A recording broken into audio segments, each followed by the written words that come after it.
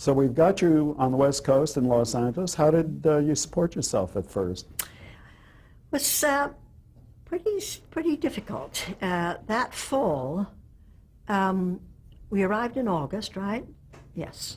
And that fall, things were pretty lean. We tried to make contact. My mother tried to get an agent. I tried to get an agent. Not much luck. She discovered several good friends and made contacts with the great Irish actress Sarah Allgood, Una O'Connor, Irish actress, Basil Rathbone, Ian Hunter. Let me see who else. That was about it, I think. It was quite a British colony in Hollywood. They were all part of a kind of British colony. They were all working in movies at that time for Columbia, RKO, Paramount. I remember they were in movies with their director, John Farrow, Mia Farrow's father, who was a very famous director in those days. Yes. And his assistant, Joy Harrington, was a great friend of ours. So we were in touch with people who were working in the industry, but we couldn't get arrested ourselves. So at Christmas time, I decided I've got to do something. So I asked around what could I do, and they said, well, why don't you get a Christmas job, a temporary job at Christmas time in one of the big stores? So I thought that was a good idea. So we lived very close to the great Bullock's Wilshire, which was magnificent shop. Wonderful store, yeah. Wonderful, wonderful store. I'd been in it, but I mean, it was the absolute ultra, very exciting, beautiful, and luxurious shop. Anyway, always go to the top, you know. So I went in there and got a job, not as a salesperson to begin with, but as a cashier.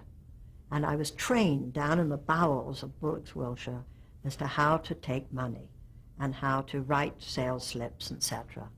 And I was not allowed on the floor. I was in a little sort of booth off the main floor of the cosmetic department, and I worked in there for the whole Christmas season. My mother also got a job, but she worked in the toy department, which was upstairs, and she was really not good at being a sales lady. She was a very elegant woman, my mother. And anyway, to make a long story short, they fired her, because they said she spent much too much time playing with the toys. She wasn't playing with them, she was illustrating to buyers how they worked, and she'd get down on the floor and show you how a train went choo-choo-choo around through the tunnels and, you know, that kind of thing, and they thought that was spending too much time on the floor, so she was fired. But I was rather pleased, quite honestly, and I knew I was making enough to help us out, so I was making $18 a week, and that was fine. So you were the breadwinner? I was the breadwinner, yeah. Did you stay beyond the Christmas season? They invited me to come back. The buyer in the cosmetic department was a wonderful lady, and she asked me if I would like to become a salesperson.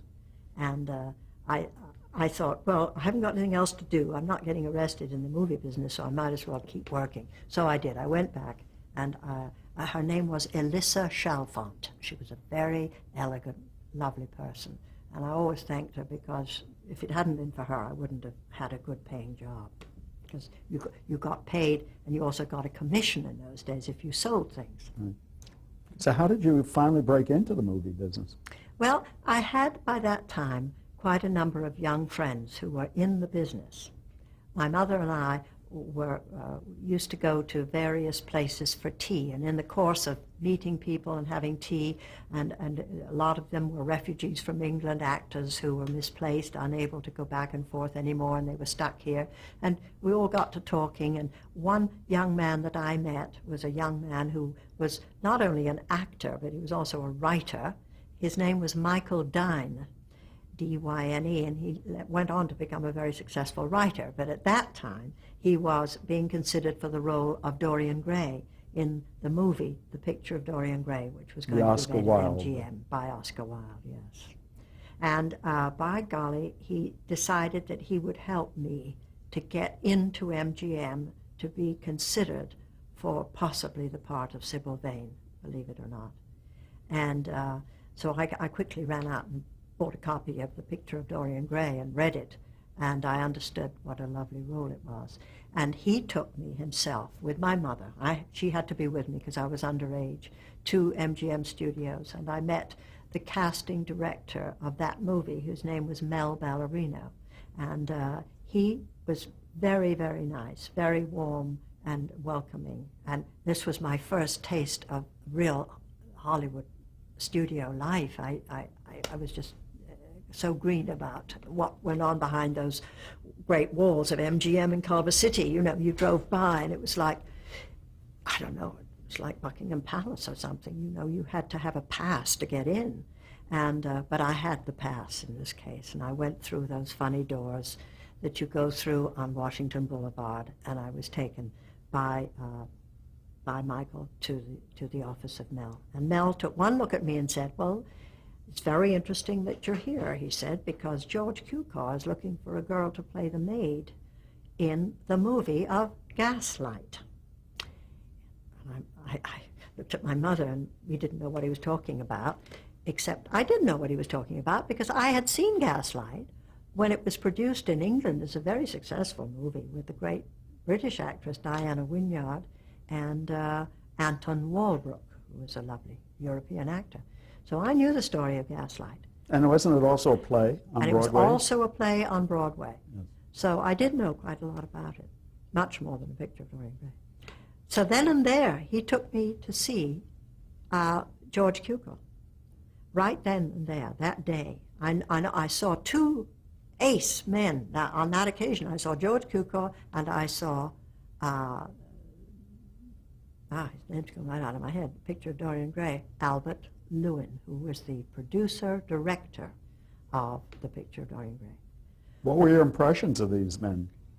Well, you know, they were so self-assured, so elegantly surrounded by marvelous offices and furniture and people and secretaries, and in the administration building at MGM, you know, things were pretty lush in those days.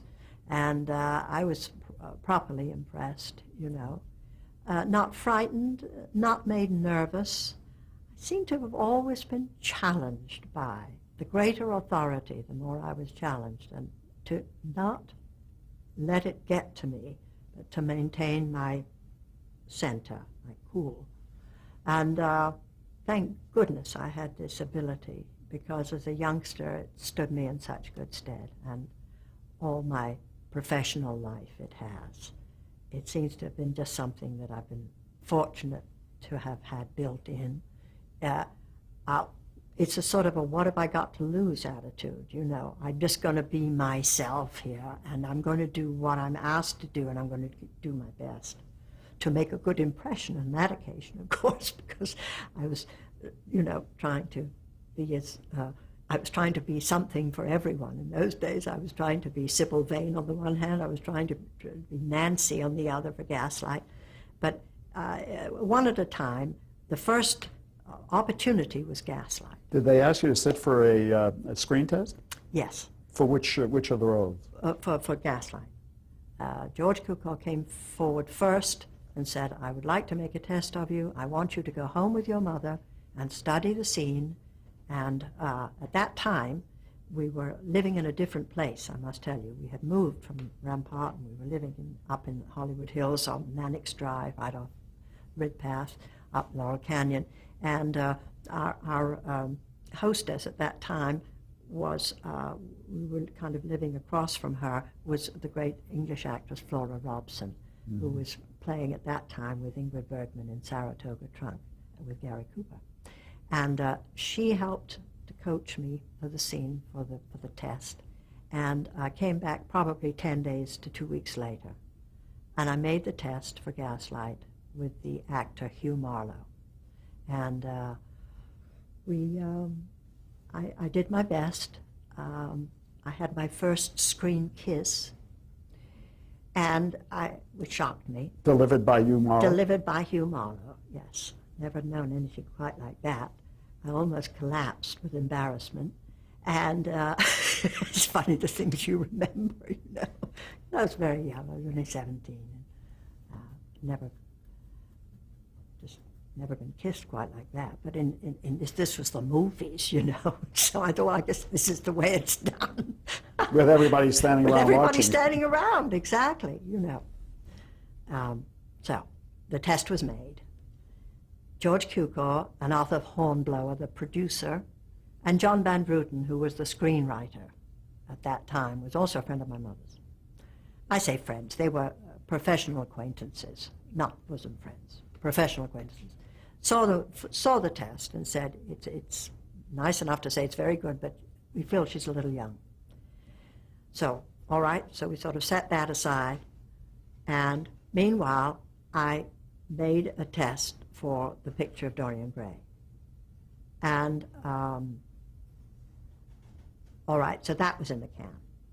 Made that with Hurd Hatfield, my dear friend, the wonderful actor Hurd Hatfield, who of course played Dorian Gray in the movie. You say, well, what happened to Bullocks, Wiltshire? Well, it was during my vacation from Bullocks, Wiltshire, it was in June, that I did these tests. And so Louis B. Mayer had been away, and when he came back, he wanted to see all the film, the tests, and everything that he'd missed while he was gone. And my tests turned up, particularly the test for Gaslight. And he saw the movie, and he said, I want you to sign that girl. Sign that girl. She's got talent. We should explain there was a studio system at that time that signed people for long-term term. Yes, exactly. Sign her to what you call a term contract, which is a 7-year contract with options. It's a one-sided affair. As we all know, they can drop you anytime, but if they want to keep you, they can keep you for 7 years. So paying you a weekly salary? Paying you a weekly salary on a sliding scale. It increased each year just a little bit, increments of a few $100s.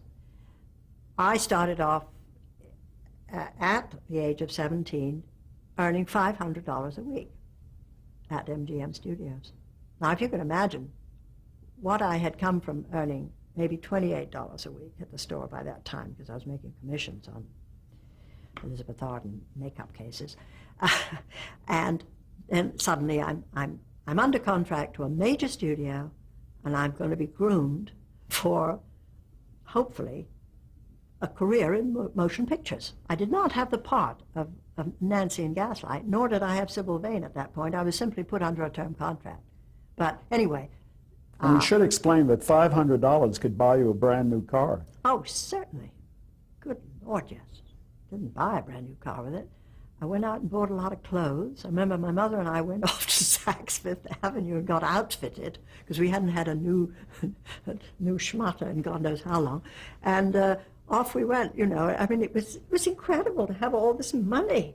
You can't imagine what it was like. Because in those days, $500 was like $50,000 today. I mean, it really was. I mean, the value of a buck in those days was tremendous. Well, when a loaf of bread cost maybe a nickel or a dime. Yeah, of course. Also, we should explain that contract you signed allowed the studio to do most anything they wanted with your services, even loan you out. Indeed, they could. They were able to put me in any part that they chose to think was appropriate for me to play. They didn't ask my opinion necessarily. In fact, they never really did. So during the course of my first few years at MGM, I played an incredible collection of roles, some of them very inappropriate. Maybe the blessing in disguise, though. Well, I think it was. It was like an intense training period of playing character roles, playing older than myself, learning a lot of skills that I otherwise would never have learned, such as learning dancing in the Harvey Girls, you know, singing, not to my own playback, but to somebody else's voice. In other words, it was a very expensive kind of postgraduate course in a sense, and I'm very glad that I had it, although towards the end of my contract at MGM, I was bored to death, and I'd had it. I wanted to get out. I wanted to be independent, make my own decisions. Now, both Dorian Gray, the portrait of Dorian Gray, and Gaslight came through for you. It's like hitting the lottery, wasn't it? Yeah, it really was. I did Gaslight first. Then lo and behold, if another movie didn't come along, which was National Velvet with Elizabeth. My goodness. Elizabeth Taylor, that is. There's only one Elizabeth. And then I did The Portrait of Dorian Gray. And you got very good notices as well. I was extraordinarily lucky because I was nominated for an Academy Award for both Gaslight and for the picture Dorian Gray. Put you in exalted company. Did you actually Yes. go to the Academy Awards? Oh, of course. Yes. Oh, yes. That must have been a thrill at first It was time. a thrill and such disappointment, but you know, what can I say? Did you do any theater work during this time? Were you allowed to do any theater work? No, no. The first theater, the real theater work I did in 1952, when I was out of my contract. You already had left MGM. Yes. Right. And what about now television had come into being. Oh, yes. You watched it, I assume, and I was beginning to watch it. I was, like the rest of the world, fascinated by it, particularly the dramas that were shown the live in drama. the early 1950s, yes. And I did a great deal of live television. Right. It absolutely saved my bacon because I was a young married woman. I got married in 1949 to my husband, Peter Shaw, who at that time was on his way to becoming an agent. And Was he an actor at that point? not at the time we got married, no. Although he did start out as an actor. I met him through the fact that he was under contract to MGM, actually. We met through our mutual friend, Hurt Hatfield. Okay. But by the time we got married, Peter was on his way, as I say. He was in a literary agency, and he'd started his climb towards becoming an absolutely ace agent. Now, was it on your initiative that you left MGM, or did MGM not pick up your contract? Or? Well, it's a rather dicey story, really. MGM wanted to extend my contract, and I signed a new contract about 1948 that would have taken me past the first contract, right? Right. But which they often did, and I don't know why they wanted to re-sign me, but they did. So comes the time when I realized that I was there, but it wasn't worth it to me to sit there and not play the roles that I wanted to play, and to be playing a lot of roles I hated. I went to my agents and said, can you get me out of my contract? And they did. They got me out of my contract. And I left MGM. They settled with me. Why do you think they had you in roles where you played older women so often? The roles were there, and I was on the lot, and they were paying me, and they thought, why not? She can do it. You know, she can play the Queen of France, and Frank Morgan can play the King, and he was about 40 years older than I was. I mean, you know, they just didn't think like having me play and If Winter Comes and play Walter Pidgeon's wife, you know.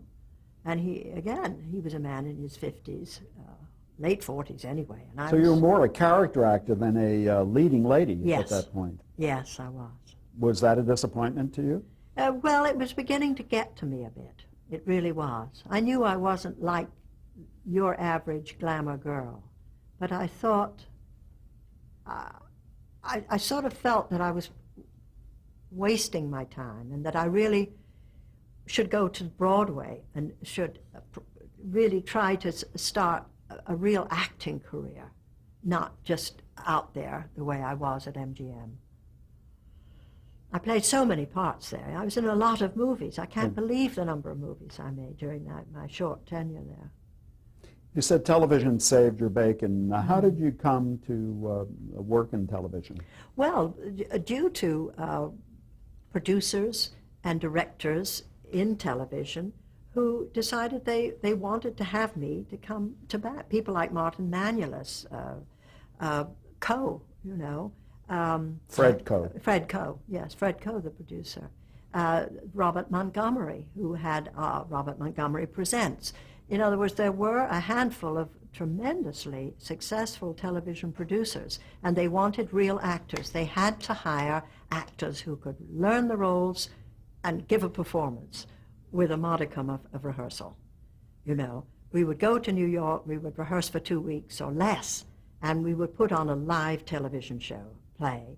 And it required tremendous training to be able to do that. There weren't many movie actors who did that. They were mainly stage actors and actors like myself who had stage training background. Agnes Moorehead, you know, people like that. We could go and do television. So let me understand, you had to go to New York to do these? Yes, just about always. All the great shows came out of New York. Yeah. What was your first show for television? Was it Robert Montgomery? I believe it was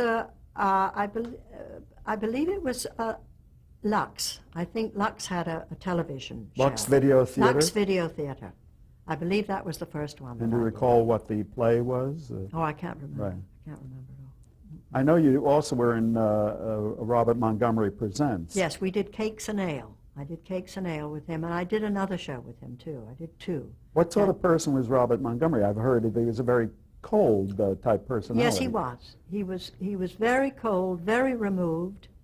He didn't rehearse. He had a stand-in person rehearse with you, and he was in Washington with Eisenhower most of the time. It was very interesting because how he managed to play the roles that he did, I'll never know. Oh, he's a very accomplished actor. Oh, absolutely, but how can you do it without rehearsal? I don't know. It was pretty difficult, believe me. But he brought it off. Was he but it was tough not easy to work with. Yeah. He was always very pleasant, but rather cold. And you would have to learn your lines? There was no boy. teleprompters? Oh, no. You had to learn your lines. God help you if you didn't know your lines. And what about makeup? Did you have to wear a lot of heavy makeup? We wore, by the time I got into it, things had eased up. You wore a lot of makeup, yeah, you did. You wore a kind of a strong color. But by the time I got in, they'd gotten away from the very dark lipsticks and things of that sort. What about the lights? Were they very hot to work under? They were very hot. And, of course, getting around the sets and keeping the continuity going was the trick. Going from one set to another set, even without the act breaks, you know. Sometimes you'd cut from one scene to another. It was all, actually, it required a lot of having your wits about you. You were always carried from one set to another by one of the ADs who would have his earphones on, and he would literally drag you out of one set. They would change your clothes and they'd shove you into the next one. And mechanically, it was quite a workout and exhausting, and I think an awful lot of actors took to the bottle because, I mean, you come out of those shows and you were a wreck, just trying to remember your lines, get onto your mark, get out of the way of the cameras, because the cameras are all on wheels, all moving around with you, and it was a rat race, to say the very least. It was exciting, it was exhilarating, but it really knocked the stuffing out of you, you know. By the end of the time, off you went, you know, to Downey's. As a reporter during those days, interviewing actors, if they were from the motion picture business, they didn't want to do television because they felt if they did television, it was a come down for them.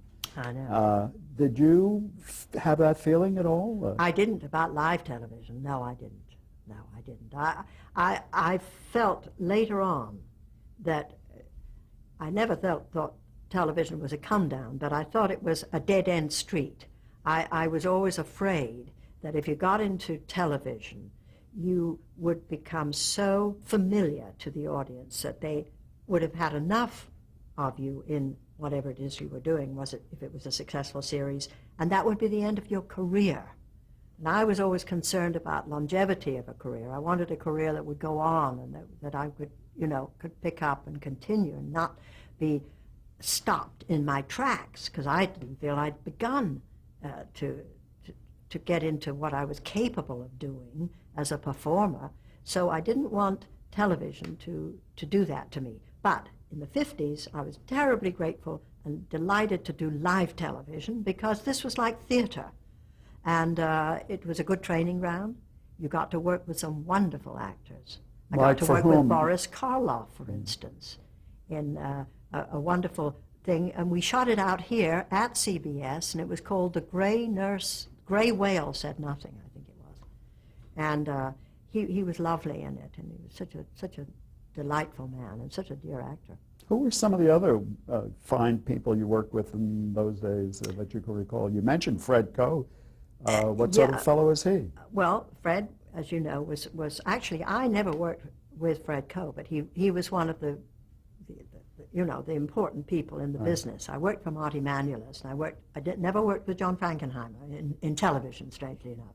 Although, what was the big show that he did that was such a huge success? Well, not one show, but he did a series.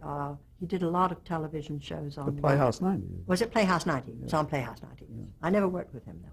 What about Marty Do you remember Constance Ford? Oh, sure. Now, Constance Ford was the absolute epitome of the perfect television actress. She was on practically every week.